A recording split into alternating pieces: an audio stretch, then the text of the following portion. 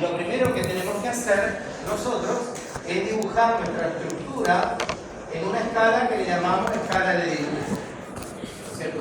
Donde una cierta cantidad de metros están representados por la unidad de medida, por el centímetro, ¿no es cierto? Por ejemplo, si esto es 1 metro, yo utilizo 1 metro o 1 centímetro, esto va a ser 1 centímetro, esto va a ser 1,5 centímetros, este segmento va a ser 1,5 centímetros, 1 y 1,5, ¿sí? En esa escala de dibujo tengo que determinar precisamente cuáles son las distancias a las cuales se encuentran cada una de las fuerzas que componen el sistema. ¿Tá? El segundo paso, ¿cuál es? El de adoptar una escala de fuerza. En esa escala de fuerza, si ustedes recuerdan, decíamos que en este caso una cierta cantidad de toneladas van a estar representadas, podemos poner toneladas fuerza, van a estar representadas por la unidad de medida, por el centímetro, ¿sí? Entonces, el siguiente paso es saber con qué segmento me va a representar a F1, F2, F3 y F4, ¿sí? ¿Vamos?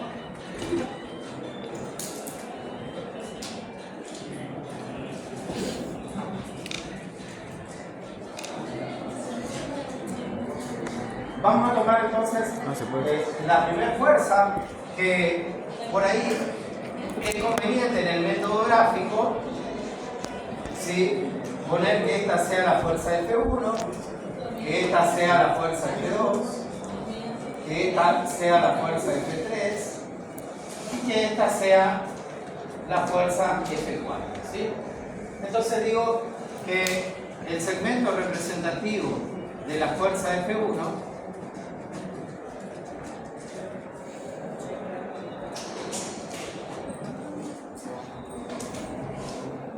el segmento representativo de la fuerza F1, la ratita arriba significa segmento, va a ser igual a F1 dividido la escala de fuerzas, o sea que va a ser igual a 2 toneladas dividido, por ejemplo, yo adopté aquí 1 tonelada, está representada por 1 centímetro, de manera tal que tonelada se me por tonelada y me queda que el segmento que va a representar a la fuerza F1 es de 2 centímetros, ¿sí? ¿Se entendió eso? Sí. El segmento representativo de la fuerza F2 también lo vamos a determinar como F2 dividido la escala de fuerzas, o sea que va a ser 3 toneladas dividido 1 tonelada por cada centímetro, me va a dar 3 centímetros, el segmento que me representa a la fuerza F2, ¿sí? El segmento representativo de la fuerza F3 va a ser F3 dividido la escala de fuerzas, o sea que va a ser 1,50 toneladas dividido 1 tonelada por cada centímetro, me va a dar 1,5 centímetros. Y finalmente el segmento representativo de la fuerza F4 me va a dar F4 dividido la escala de fuerzas, me va a dar 1 tonelada dividido 1 tonelada por centímetro, me va a dar 1 centímetro de segmento representativo de la fuerza F, ¿sí? A partir de allí, ¿qué voy a hacer? Voy a trazar mi polígono de fuerzas.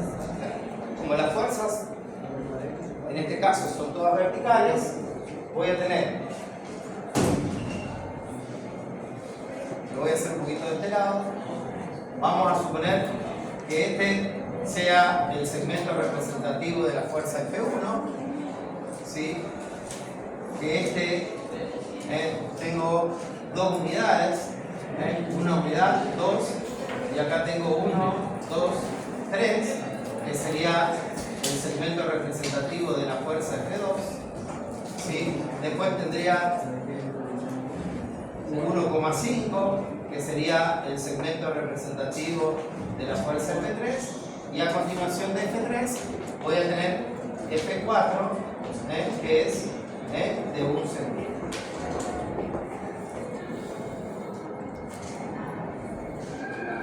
¿Se entendió eso? ¿Sí? Entonces, F1, 2 centímetros, F2, 3 centímetros, F3, 1,5 centímetros, F4, por cierto, 1 centímetro. ¿Está? Con esto, ¿sí? Uniendo el origen de la primera fuerza y el extremo de la última, lo que tengo es la resultante total del sistema. ¿Sí? Entonces, yo, por una cuestión de comodidad, lo saco afuera y digo que todo este segmento es el segmento representativo de la resultante. ¿Está? Entonces, ahora yo sé cuánto vale la resultante. La resultante va a valer el segmento representativo de la resultante multiplicado por la escala de fuerzas. Evidentemente, la longitud de acá hasta acá, ¿cuánto va a ser? 2 más 3, 5, ¿sí? Más 1,5, 6,5, más 1 centímetro, 7,5 centímetros. De manera tal que la resultante va a ser igual a 7,5 centímetros multiplicado por la escala de fuerza, 1 tonelada de fuerza por cada centímetros, me va a dar, ¿sí? Centímetros se va con centímetros y me va a quedar que la resultante es de 7,5 toneladas. ¿Sí? Ahora lo que tengo que ver es por dónde pasa esa resultante. Para saber por dónde pasa, habíamos explicado que tenemos que trazar lo que se llama el polígono funicular. ¿Sí? Elegíamos un punto cualquiera en el plano, el punto 2, que no es otra cosa, dice la teoría, que el polo, ¿cierto?, del funicular. Y entonces, si ustedes recuerdan, yo había dicho que tenemos que unir el origen y el extremo de F1 con el polo. ¿Sí? A este rayo le llamo rayo 1, a este rayo le llamo rayo 2. Estos son rayos del polo. ¿Sí? Y fíjense una cosa, digamos, F1 es la resultante de una fuerza sobre el rayo 1 y una fuerza sobre el rayo 2. ¿Están de acuerdo con eso? ¿Sí? ¿Por qué? Porque si yo trazo esta fuerza y trazo esta fuerza uniendo el origen con el extremo, tengo la resultante. ¿Sí? Ahora de la fuerza 2, también la tengo que descomponer ahora en un rayo 2 que coincide con este y en un rayo 3. ¿Sí?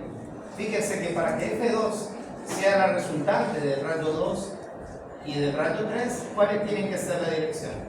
F2, el rayo 2, la fuerza sobre el rayo 2 tiene que ir hacia acá y la fuerza sobre el rayo 3 tiene que venir hacia acá. ¿Sí? Para la F3 la voy a descomponer en el rayo 3 y el rayo 4. De manera tal que si F3 es la resultante de 2 y 4, voy a tener este con una dirección hacia este lado y este con una dirección hacia este lado.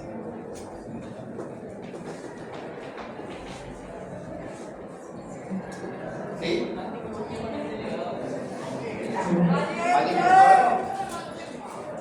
Y finalmente F4,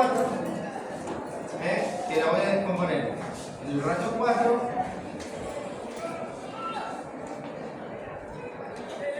y en el rayo 5.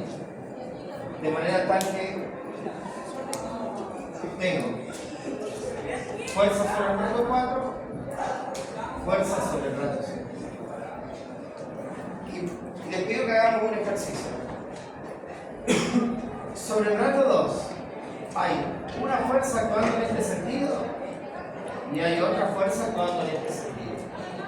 Podemos pensar, no es que podemos pensar, las dos fuerzas están en perfecto estado de equilibrio, no hay resultado. En el rato 2 pasa exactamente lo mismo. En el rato 3 pasa exactamente lo mismo. ¿Sí? Fíjense cuáles me quedan. Me quedan el rato 1, ¿sí? Y el rato 5, que no es otra cosa que la resultante del sistema. Es como si la resultante fuera la composición de esta fuerza y de esta fuerza. Por eso también es la aplicación de que sea la resultante del sistema. Ahora, ¿qué voy a hacer? La conozco la resultante, ¿sí? Le decía y estamos tratando de ubicar por dónde pasa. Entonces, ¿ahora qué voy a hacer? Voy a prolongar las rectas de acción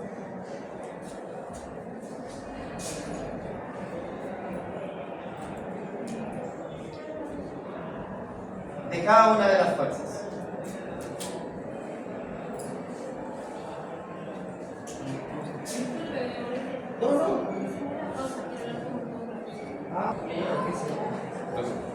Entonces les decía yo que ahora tenemos que determinar por dónde pasa esa resultante, ¿no es cierto?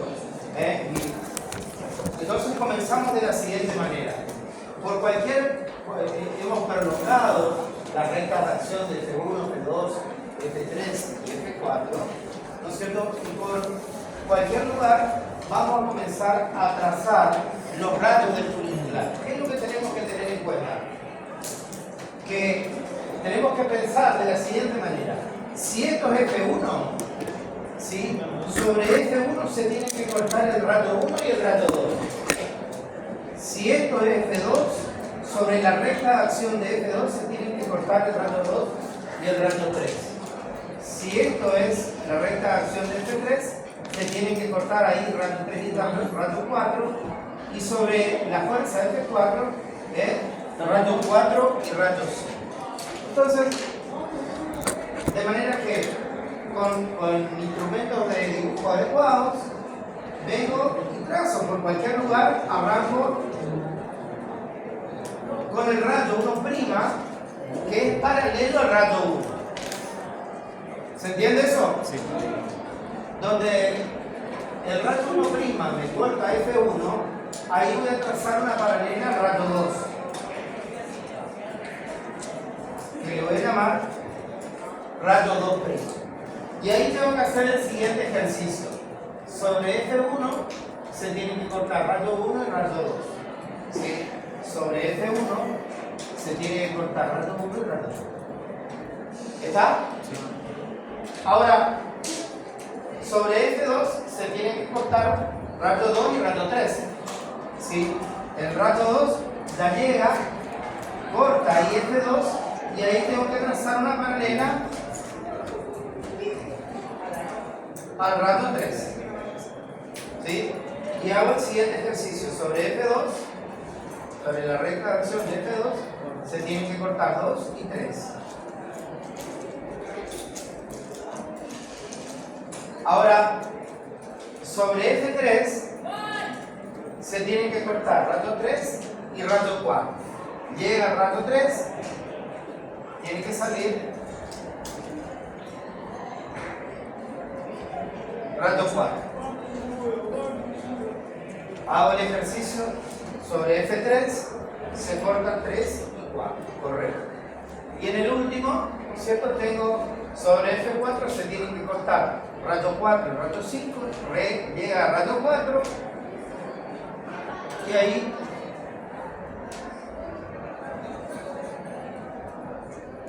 trazo el rato 5. ¿Cuál es el sistema que está en equilibrio? Rato 1 y rato 5 es el que me va a determinar el lugar donde pasa la resultante. Por lo tanto, prolongando la recta de acción del rayo 1, prolongando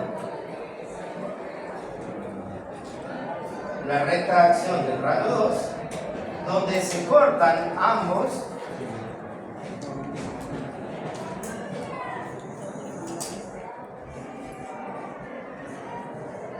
ahí pasa la resultante total del ciclo.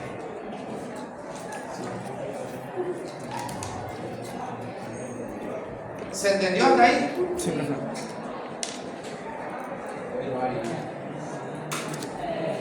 Nosotros,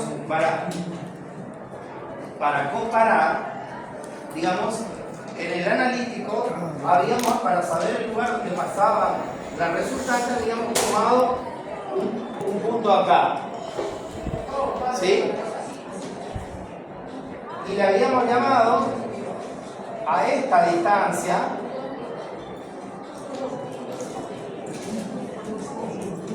XR, que ahora es el segmento XR, ¿sí? La distancia del extremo de la viga donde pasa la resultante, ¿sí? Entonces, el valor de XR va a ser igual al segmento XR multiplicado, en este caso, por la escala de XR. Entonces va a ser esta distancia de acá hasta acá, que ustedes la sacarán, debería dar alrededor de 2,7 más o menos. Aquí van a obtener un número que van a venir a sacar de acá, van a medir esta distancia y lo van a multiplicar por la escala de dibujo. ¿No es cierto? La escala de dibujo, que era 1 metro representado por la unidad de metro. Y ahí vamos a obtener el valor de 2,7 aproximadamente metros, que tiene que ser muy parecido al determinado en forma analítica. ¿Se entendió? Sí. ¿Alguien quiere preguntar algo?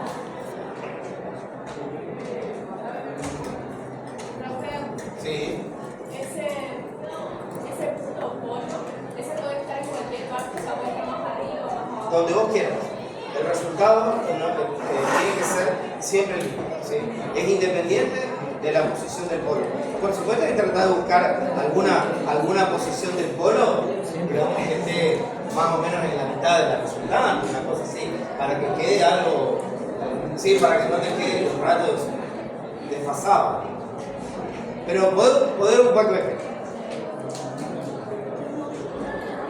Lo otro que me falta es calcular el valor de las reacciones de vínculo. Fíjense,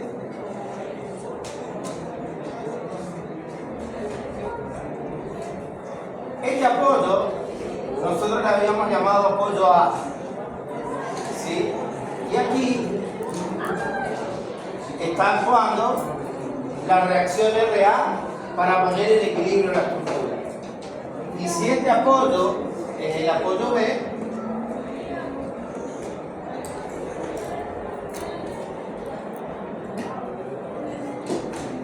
aquí estaría la reacción RB. ¿Sí? Fíjense lo que voy a hacer. Voy a prolongar la recta de acción de RA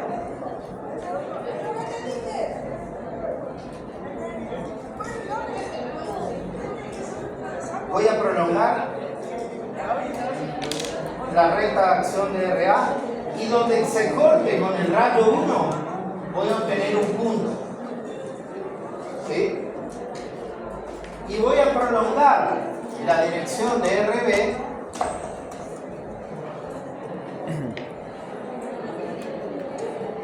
y donde se corta con el último rayo, el rayo 5, voy a tener otro punto. Voy a tener este punto y este punto que yo le llamé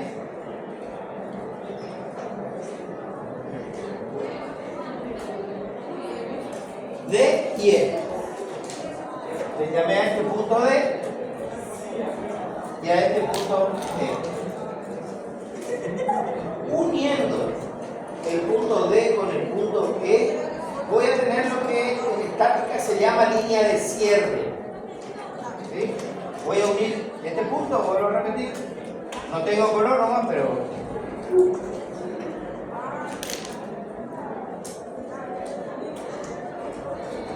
uniendo D con E, entonces lo que tengo es la línea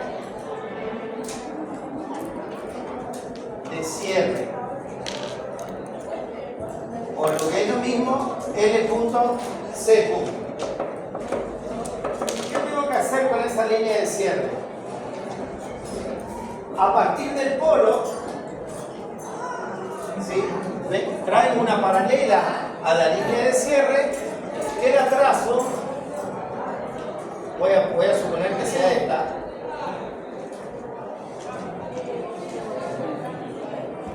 A partir del polo, ¿sí? ¿Qué hizo esta línea de cierre? Ustedes recuerden que esta es la resultante, ¿sí?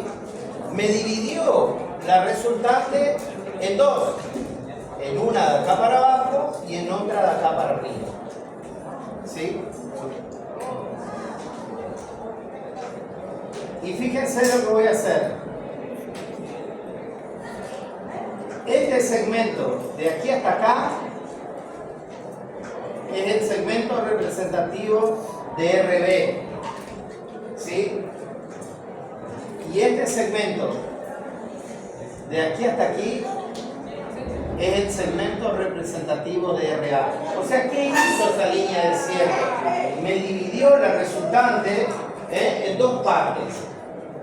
La parte inferior es el segmento representativo de RB y el superior el segmento representativo de RA. Y fíjense que, digamos, si yo pienso así, este es el rayo, la fuerza que actúa sobre el rayo 1, la fuerza que actúa sobre el rayo 2. Viene RB y viene RA. Todo esto es un polígono de fuerza cerrado que me dice que el sistema se encuentra en perfecto estado de equilibrio. ¿Cómo calculo el valor de RA?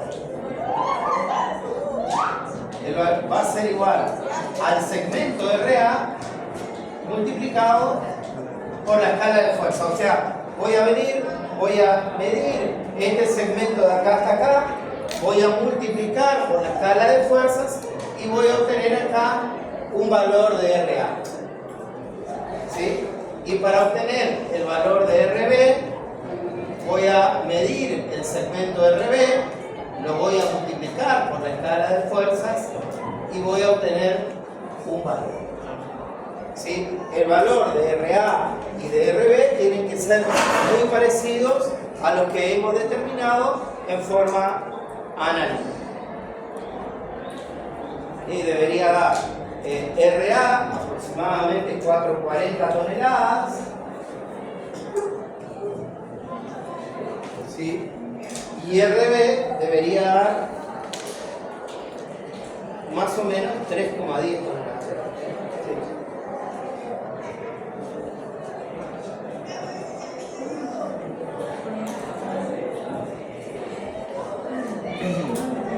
¿Cómo es recomendable hacer el polígono y eso? O sea, ¿en qué parte de la hoja? ¿Cómo? ¿Cómo es recomendable hacer el polígono y eso, tipo, en qué parte de la hoja para que sea más cómodo trasladar No hay problema. Podés hacer la viga abajo el polígono, el polígono de fuerza, digo bien, sí. Y abajo trazar el funicular. ¿Sí?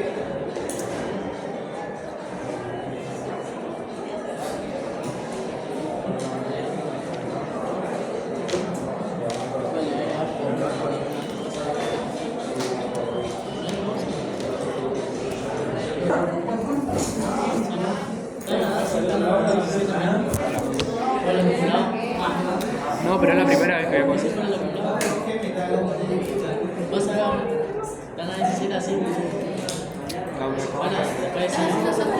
¿Cómo tengo que ir a cobrar? O sea,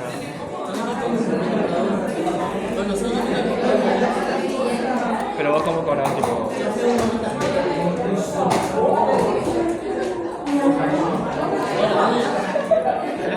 Sí, en la página decía que tenés que ir con tu DNI.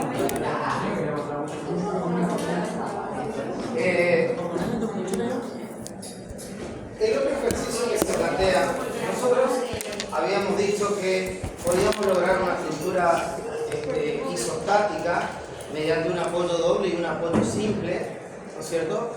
Siempre y cuando los apoyos no sean todos paralelos y todos concurrentes, que fue el ejercicio que resolvimos la anterior, ¿sí?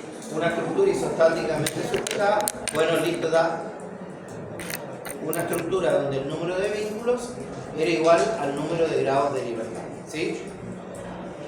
Ahora vamos a ver el otro tipo de estructura isostática, que es el empotramiento, ¿sí?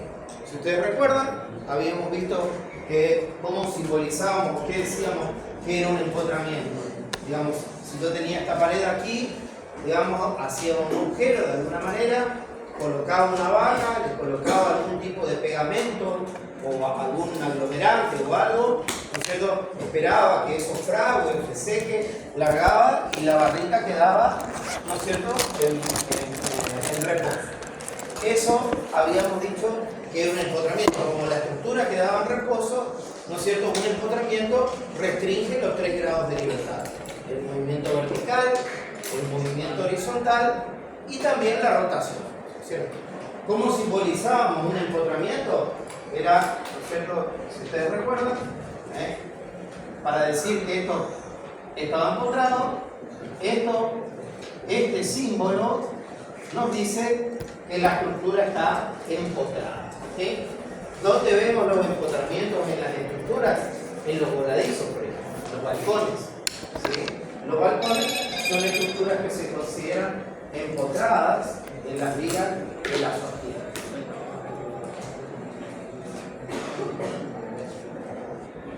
Vamos a resolver primero en forma analítica. Y siempre, para resolver el problema en forma analítica, lo que tenemos que hacer es ver nuestro diagrama de cuerpo libre. O sea, identificar perfectamente cuál es. Bueno, a ver, este ejercicio pide la resultante, ¿no es cierto? Y también después determinar las reacciones de vínculo. Así que vamos a empezar determinando la resultante. La resultante en forma analítica. Entonces, la resultante de este sistema de fuerzas, ¿a qué va a ser igual? Va a ser igual a la sumatoria de las fuerzas. Para saber la resultante, ¿sí?, voy a tener que sumar las fuerzas componentes del sistema en forma algebraica. Entonces voy a tener menos 2 toneladas, menos 1,50 toneladas, menos 1 tonelada. La resultante del sistema va a ser entonces 4,5 toneladas. ¿Están de acuerdo? Sí. Menos, digamos, ¿no? Vuelvo a repetir, el menos lo único que me dice es que la resultante va hacia abajo. Ahora, para determinar qué nos falta para que la resultante quede perfectamente determinado, la posición. ¿Por dónde pasa? Para calcular la posición, vamos a aplicar el teorema de Varignon. Aplicando teorema de Varignon, y tengo que definir con respecto a qué punto aplico. Respecto a, por ejemplo, el punto B, no sé cuánto. Sí. Y el punto B voy a considerar, lo voy a tomar, lo puedo tomar en cualquier punto de la estructura, pero lo tomo en ese caso en el extremo. Y entonces, ¿qué dice el teorema de Varignon? Que la resultante